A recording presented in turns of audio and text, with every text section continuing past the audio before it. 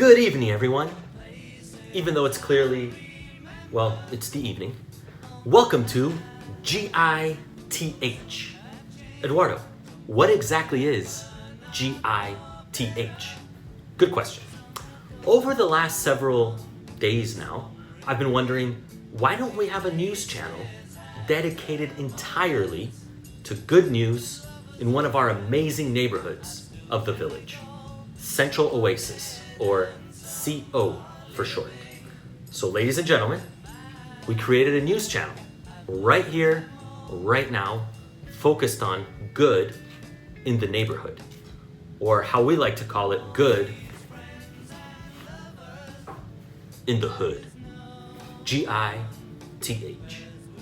With all of the fear, anxiety, misinformation, information overload, we decided to focus instead on good in the hood. Over the next several weeks, we'll be featuring stories, big and small, of our local heroes, you, our teammates, and showing how hashtag O.Strong we are. Let's jump right in. Earlier today, I asked my FA team to give me the list of just 4 teammates who would like to treat our very first COVID positive patient in the region. Within a couple of hours, we didn't have 4 teammates. We had 14. 14 true responders answering the call to treat our most vulnerable patients. Another CO teammate, together with her friend, made over 40 headbands to connect to our teammates' face masks for those who are either allergic or were otherwise suffering from prolonged usage of the mask. Not only did this teammate pay out of her own pocket, she insisted to remain anonymous. And here you see the amazing creative work with the headband and how the mask attaches to it. Thanks again. Now, let's go to the field and hear from our very own teammates. Our first stop is in St. Cloud, where we meet Fred Bowers, one of our amazing FAs, who's been with the village for over 30 years and who truly embodies good in the hood. So I am here with one of my very favorite, not just FAs, but human beings, Mr. Fred Bowers, FA in St. Cloud. Hey, everybody. So Fred, tell us a little bit about your journey at DaVita. How long have you been here? I've been in the village for 30 years. 30 years. Richard was 50 at that time. No, that was about 2 actually. All right, Fred, so tell us a little bit what keeps you motivated? The thing that keeps me motivated is caring for others, both teammates and patients. I've been able to help hundreds of people in my 30 years in small ways and large ways. I've helped teammates advance their careers, and I've helped patients get to a better state of health and living. So those are the things that keep me going. Fantastic. Okay, Fred, what advice would you give to people who are feeling a little bit anxious right now? Well, all I can say is that I'm in a high risk group. So I'm insulin dependent diabetic for more than 50 years. So I'm higher at risk than anybody else. And I am not afraid.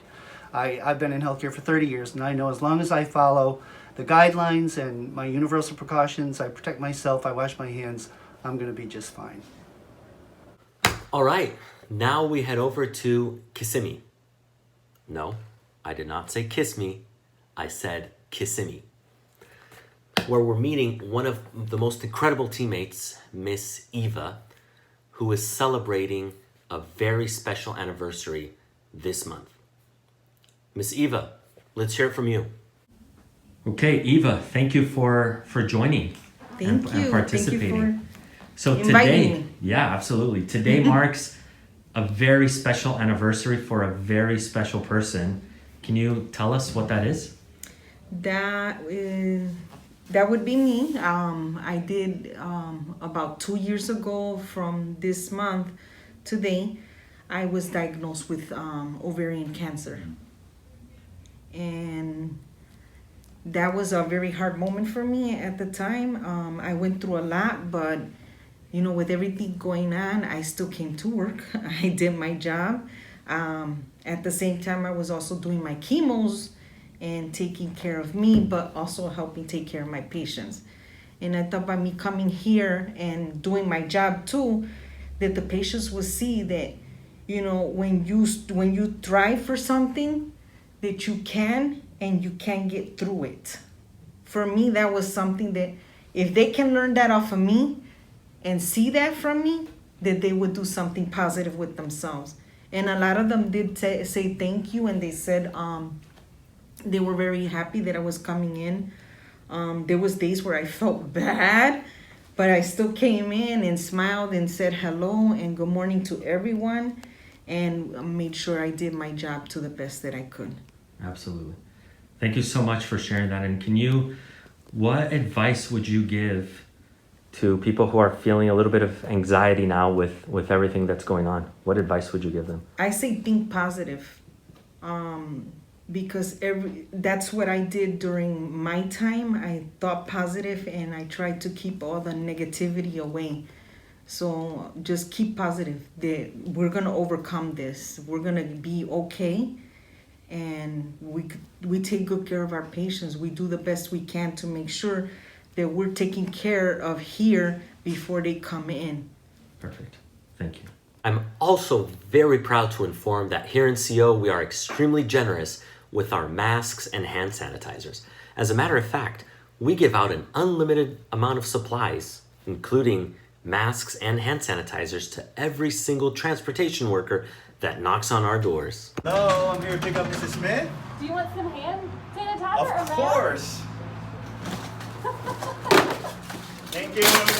And I'm totally kidding, because if I weren't, I would not have a job right now. Our next stop is at the Orlando Airport facility, where Caroline will be speaking with us. Caroline was the first PCT in our division who trained a PUI symptomatic patient, and this weekend she'll be treating our first COVID positive patient as well. Hey everybody, my name is Caroline. I am a PCT here at the airport clinic, and I have been with the village for the last 4 months, but overall in dialysis, I've been working in dialysis for 5 years, and I treated the first PUI patient here and had a really good experience with that. Okay. So walk us through the process of treating that first PUI patient. So my FA came to me and said that we would be treating our first PUI patient, and we had a training just to go over what kind of steps we need to take in order to protect ourselves with PPE, things about the virus we should know, different information based on how to do the treatment, overprotect, just make sure everything's okay. We had any kind of questions, they were answered immediately with no hesitation, and as far as once the patient got here, we were able to just greet them at the door, make sure we were fully prepped before they entered the facility, got their temperature, we brought them in, made sure hands were washed, everything, took them straight to the chair, disinfect after the scale and everything after, we got them on treatment. Just as a normal patient we would, but just like I said, with extra PPE and just knowing when to change your gloves, when to wash your hands, just everything we do normally, like if you're treating an isolation patient. It's about the same kind of routine, and just making sure that patient was stable on the machine. Luckily my patients were extremely stable on the machine. They were so nice, so considerate. Yeah, it was. Were you scared or fearful at any point? At first, when I got the news, because this is such an epidemic, it kind of made me worried because I didn't know exactly how the patient was going to come in, if they were asymptomatic or symptomatic. So that made me a little apprehensive, but then once the patient showed up and I started working, it was just, I cared for them like they didn't have anything else going on, because I can't imagine how everyone else treats them, kind of being like cautious to be around them. And if I was in their shoes, I would want it to be treated normal as possible, because I know a lot of people want to be like hesitant to go around them, so just talk with them.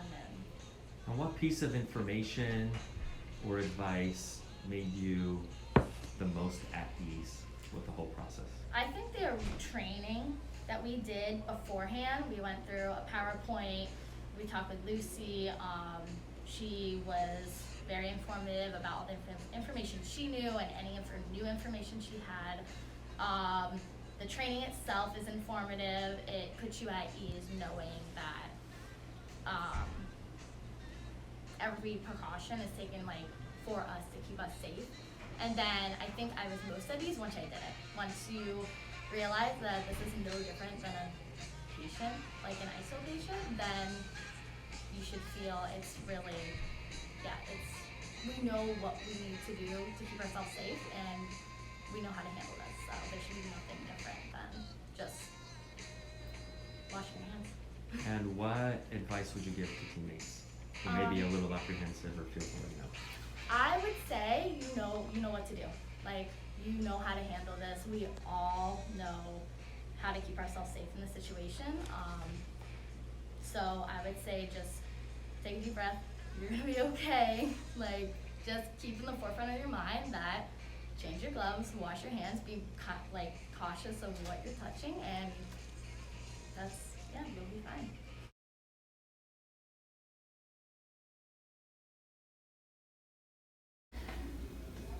My name is Connie Bland, and I am one of the patients here. Or let me say I'm one of the family here at DeVita's Airport South. The other day, I came in and I said to everybody here that I needed to say something to everybody. And here's what I said. During these times, during the coronavirus, the nurses, the techs, and the office personnel come here every day. You never hear them complain. And they got families and loved ones of their own that they have to be around. And I think we as patients here and everywhere need to stand up, clap for them, and make them feel that they're wanted, because they are. I'd like to also say something from the bottom of my heart. I've been here, in June will be 2 years, that I appreciate everything that you guys have done for me. I've gone through a lot. If it wasn't for you guys being here, all of you, then I don't think I could have made it this far. So during these crises, and even after these crises, we learn things. We learned that we have a husband. We learned that we have kids that we didn't know we had. Parents that we need to call. And also giving thanks to the people that are around us. And I don't mean to cry, but I've gone through a lot over this past 2 years. And I love coming here. I love the people here. I love the people who work here. So with that, I ask a very important question. How strong are you? My name is Eva, and I'm #CO.Strong. I'm Caroline, and I'm #CO.Strong. One for all. All for one. #CO.Strong. Now, there's nothing like a baby picture to make you happy. And if you're still down, just remember, this little kid, my son, has spent his entire life in quarantine. This coming week, remember, please keep your social distance, put your masks away, and remember, heroes work here.